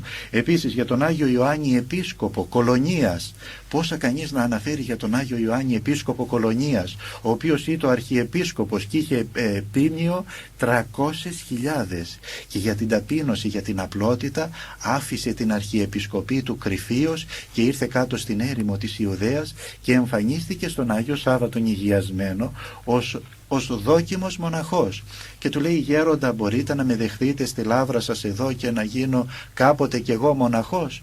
Και δεν φαντάστηκε ο Άγιος Σάββας ότι αυτός που του μιλούσε ήταν ο αρχιεπίσκοπος Κολωνίας. Η Κολωνία ήταν πάλι σε αυτά τα μέρη της Τουρκίας και έδειξε υπακοή, υποταγή, και τον έβαναν, λέει, ξεκίνησε από τα μαγειρία και από τα αποχωρητήρια της Μονής. Και ο Άγιος Σάββας ζώντας τον Ιωάννη σκέφτηκε κάποια στιγμή ότι πρέπει να του δώσει ιεροσύνη, να τον κάνει διάκο, να ανέβει, και τον πήρε, όπως αναφέρει ο βίος του, και του λέει, Ιωάννη, θα πάμε, του λέει, αύριο στον Πατριάρχη Ηλία, τον Πατριάρχη Ιεροσολύμων, διότι θέλω να πάρουμε την ευλογία να σε κάνουμε διάκο. Τότε τι να έκανε ο Ιωάννης? Όλα του τα είχε πει μέσα από την εξομολόγηση, στο γέροντά του δηλαδή τον πατέρα Σάββα, αλλά αυτό του το είχε απεκρύψει. Μόλις φτάνουν εκεί, του λέει, γέροντα, του λέει, μπορώ να μπω πρώτα εγώ μέσα στο μακαριότατο να του πω κάτι που θέλω και κατόπιν να του μεταφέρεις εσύ το δικό σου αίτημα? Μπαίνει λοιπόν ο Άγιος αυτός Ιωάννης και του λέει, μακαριότατε, ο πατήρ Σάββας, ο Άγιος Σάββας δηλαδή, θέλει να λάβω ιεροσύνη. Εγώ πώς να λάβω ιεροσύνη που έχω αρχιεροσύνη? Έφυγα κρυφίως από την κολονία, ήμουν αρχιεπίσκοπος, εγώ είχα θρόνους και μεγαλεία και τα άφησα αυτά. Θέλησα να τα αποταχθώ, να τα διώξω για την ταπείνωση, για την απλότητα. Και θέλει να λάβω ιεροσύνη. Σε παρακαλώ, του λέει, πες του ότι έχω κόλλημα και δεν μπορώ να λάβω ιεροσύνη. Όταν λοιπόν κάλεσε κατόπιν ο Πατριάρχης ο Ηλίας τον Άγιο Σάββα, του λέει δεν μπορεί να λάβει γιατί έχει κόλλημα. Στενοχωρήθηκε, λέει ο Άγιος Σάββας τόσο πολύ. Λέει, μα είναι δυνατόν να έπεσα τόσο πολύ έξω? Μπορεί ο Ιωάννης να έχει κολλήματα και μου τα απέκρυψε τόσο καιρό από την εξομολόγηση? Την τρίτη μέρα λοιπόν της τόσο μεγάλης του στενοχώριας, άγγελος Κυρίου εμφανίζεται στον Άγιο Σάββα και του λέει, Σάββα, του λέει, μη στενοχωρείσαι, διότι ο Ιωάννης που εσύ έκρινες, και σωστά έκρινες, του λέει, να τον κάνετε διάκο και κατόπιν πρεσβύτερο, είναι αρχιεπίσκοπος. Οπότε για φανταστείτε τη σκηνή αυτή, να τρέχει ο Άγιος Σάββας κατόπιν στο κελί του και να πέφτει στα πόδια του Ιωάννου και να του λέει, σεβασμιότατε, γιατί τόσο καιρό είχαμε αρχιεπίσκοπο μέσα στο μοναστήρι μας και δεν μας το αναφέρατε? Και φιλούσε ο ένας τα πόδια του άλλου. Και κατόπιν ο Άγιος Ιωάννης ζήτησε από τον Άγιο Σάββα να αποσυρθεί στην έρημο, στην εγκλίστρα του που υπάρχει μέχρι σήμερα, και έζησε ως έγκλιστος. Γι' αυτό είναι γνωστός ως ο Άγιος Ιωάννης, επίσκοπος βέβαια κολονίας, αλλά ο ησυχαστής, ο έγκλιστος. Λοιπόν, θέλω επίσης να σας αναφέρω για τον Άγιο Αβράμιο, επίσκοπο Κρατίας, που έζησε στον Άγιο Σάββα, τον Οσιομάρτυρα Βάκχο τον Νέο, τον Άγιο Μιχαήλ τον Σύγγελο, τον Άγιο Αντίοχο τον Πανδέκτη, που έγραψε το μαρτύριο όλων εκείνων των 400 που τους σφαγίασαν οι Πέρσες, των Σαβαϊτών μαρτύρων, για τον Άγιο Αφροδίσιο, για τον Άγιο Θεόδωρο τον Γραπτό, τον Άγιο Θεοφάνη τον Γραπτό, πόσο γνωστοί είναι οι Άγιοι Θεοφάνης και ο Θεόδωρος οι Γραπτοί, για τον Άγιο Αναστάσιο τον Πέρση, που έζησε και αυτός ως μοναχός στη λάβρα του Αγίου Σάββα του Υγιασμένου, για τον Άγιο Ξενοφών Ιωάννη και Αρκάδιο, για τους ανερεθέντες υπό των Περσών, πολύ μεγάλο τάγμα, για τους ανερεθέντες υπό των Βλεμίων, ή αλλιώς όπως αναφέρεται τους ανερεθέντες υπό των Μαύρων, αυτοί σαν βάρβαροι. Επίσης για τον Άγιο Άνθιμο τον Έγκλιστο, ο οποίος έχει εμφανιστεί πολλές φορές μέσα στην έρημο, τον έχουν δει δηλαδή. Για τον Άγιο Ανδρέα επίσκοπο Κρήτης, που έκανε 10 χρόνια στη λάβρα του Αγίου Σάββα, για τον Άγιο Στέφανο τον Σαβαΐτη τον ιερέα, και για τον Άγιο Στέφανο τον αρχιερέα, και αυτοί μέσα στη λάβρα του Αγίου Σάββα. Για τον Άγιο Θεόδωρο επίσκοπο Εδέσης, για τον Άγιο Μιχαήλ τον Οσιομάρτυρα, για τον Άγιο Ιωνά τον Σαβαΐτη, για τον Άγιο Κοσμά τον Μελωδό, επίσκοπος Μαουμά. Βλέπετε πόσα ακούμε, πόσα ψάλουμε του Αγίου Κοσμά του Μελωδού και του Αγίου Ιωάννου του Δαμασκηνού. Μέσα στη λάβρα του Αγίου Σάββα υγείασαν. Για τον Άγιο Λάζαρο το Γαλισιώτη, τον Όσιο Λάζαρο το Γαλισιώτη. Βλέπετε πόσες φορές διαβάζουμε μέσα στα πατερικά για το Γαλίσιον όρος και για τον Άγιο Λάζαρο, ο οποίος έκανε και αυτός, όχι ο Άγιος Λάζαρος ο τετραήμερος, αλλά ο Όσιος Λάζαρος ο Γαλισιώτης. Και τελευταία για την μητέρα του Αγίου Σάββα του Υγιασμένου, που λένε πολλοί δεν αγαπούσε ο Άγιος Σάββας τις γυναίκες. Ήλθε στη λάβρα του Αγίου Σάββα εκεί και της λέει, η μητέρα, δεν μπορείς να μπεις μέσα, διότι το μοναστήρι εδώ είναι αφιερωμένο στην Παναγία. Λοιπόν, μπορώ να βγω εγώ έξω, της λέει, να σε κατηχήσω, να κάνω την κουρά σου σαν μοναχή και να σε βάλω στο μοναστήρι της Αγίας Παύλας. Και έτσι και έγινε. Λοιπόν, ο Άγιος Σάββας αγαπούσε τις γυναίκες, διότι αν δεν αγαπούσε τις γυναίκες δεν θα γινόντουσαν τόσα θαύματα σε άτεκνες που δεν μπορούν να τεκνοποιήσουν, δεν θα έκανε τόσα θαύματα σε τόσους καρκινοπαθείς. Λοιπόν, ο Άγιος Σάββας αγαπάει τις γυναίκες και οι γυναίκες όταν πάνε στον Άγιο Σάββα και φτάσουν έξω νιώθουν αυτή τη χάρη και την ευλογία εκεί της ερήμου, παρόλο που δεν μπορούν να μπουν μέσα στο μοναστήρι. Το Άγιο Όρος είναι άβατο. Πρέπει δηλαδή να τα βάζουμε με το Άγιο Όρος, και υπάρχουν και γυναικεία μοναστήρια άβατα. Λοιπόν, εγώ πήγα στη Μυτιλήνη, ήταν ένα γυναικείο μοναστήρι άβατο για άνδρες. Δηλαδή τι πρέπει οι άνδρες να πούνε, σε εκείνο το μοναστήρι γιατί δεν δέχονται τους άνδρες? Λοιπόν, η αληθινή υπακοή, διάβαζα σήμερα σε ένα βιβλίο, έχει λέει ως αντάλλαγμα την υπακοή. Και όταν κανείς υπακούει τον Θεό, έτσι τον ακούει και ο Θεός, ακούει τα αιτήματά του ο Θεός. Γι' αυτό λοιπόν ας έχουμε ταπείνωση, απλότητα και όλα αυτά που ακούμε και διαβάζουμε, όλα αυτά τα μηνύματα να μας μένουν στο μυαλό, να τα δουλεύουμε δηλαδή, να μην μας μπαίνουν όπως μας έλεγε ο πατήρ Παΐσιος όταν τον είδαμε το 1992, παιδιά μου λέει, ό,τι διαβάζετε και ακούτε, να μην σας μπαίνει λέει από το ένα αυτή και να σας βγαίνει από το άλλο αυτή, να μην γίνεται αυτή η σημερινή νάρκωση που γίνεται στο σημερινό άνθρωπο που ακούει, διαβάζει, βλέπει θαύματα και ωστόσο λες και νεκρώνεται, λες και του κάνει κανείς μια σύριγγα, μια ένεση και τα ξεχνάει κατόπιν. Λοιπόν, αυτά που αναφέρουμε, που λέμε, που και εμείς οι ίδιοι διδάσκουμε, να τα δουλεύουμε έτσι ώστε να κερδίσουμε τον παράδεισο, γιατί έλεγε ο γέροντας Σεραφείμ, αυτή η ζωή λέει είναι περαστική. Περαστική περνάμε. Όπως νοικιάζεις, λέει παιδί μου, ένα σπίτι και το ξενοικιάζεις και πας σε άλλο σπίτι, έτσι και αυτή η ζωή μας ήρθαμε εδώ για να προετοιμαστούμε, για να σώσουμε τις ψυχές μας και να σώσουμε και άλλες ψυχές και να τις τραβήξουμε στη βασιλεία των ουρανών, στον παράδεισο. Σας κούρασα? Όχι καθόλου, καθόλου. Μακάρι να είχαμε και άλλη ώρα στη διάθεσή μας και άλλες εκπομπές για να μας μιλήσετε. Πάντως το γεγονός ότι αυτό με τον Άγιο Σάββα, ο οποίος λένε ότι δεν θέλει γυναίκες, να πηγάζει από το περιστατικό που περπατούσε με τον μαθητή του εκεί και κακώς το ερμήνευσαν έτσι. Ναι. Υπάρχει μια παράδοση γέροντα έτσι σύντονα σπίτι που δεν τρώνε μήλα στον Άγιο Σάββα. Ναι, ναι. Εμείς δεν τρώμε μήλα, εκτός δηλαδή από την αποχή από το κρέας. Όπως και το Άγιο Όρος φυσικά, που σας λέω το Άγιο Όρος τα πήρε από το, αυτό είναι το τυπικό του Αγίου Σάββα. Δεν τρώμε από τη στιγμή που μπαίνουμε στη λάβρα του Αγίου Σάββα και έχουμε μοναχική κουρά εκεί, δεν θα φάμε ποτέ στη ζωή μας μήλο. Γιατί? Διότι όταν ήταν ο Άγιος Σάββας σε ηλικία 15 ετών, ήταν ακόμα στη Μονή των Φλαβιανών που σας ανέφερα, κάποια στιγμή ενώ εργαζόταν στον κήπο της Μονής, εκεί είχε πάρα πολλές μυλιές. Έκοψε λοιπόν ένα ωραιότατο μήλο και το δάγκωσε να το φάει. Τη στιγμή εκείνη λοιπόν θυμήθηκε ότι πώς έκοψα εγώ το μήλο? Πήρα ευλογία από τον γέροντα, πήρα ευλογία από τον ηγούμενο, διότι ο μοναχός πρέπει να έχει υπακοή και υποταγή. Αν δεν αποτάσσεται δηλαδή το θέλημά του, τότε δεν μπορεί να γίνει καλός μοναχός. Όταν το δάγκωσε λοιπόν θυμήθηκε ότι δεν είχε πάρει ευλογία από τον γέροντα και θυμήθηκε ότι το μήλο σαν απογορευμένος καρπός έβγαλε τον Αδάμ και την Εύα από τον παράδεισο. Οπότε το πέταξε κάτω, το πάτησε και λέει, ποτέ στη ζωή μου δεν πρόκειται να ξαναφάω μήλο. Και το έκανε λιώμα.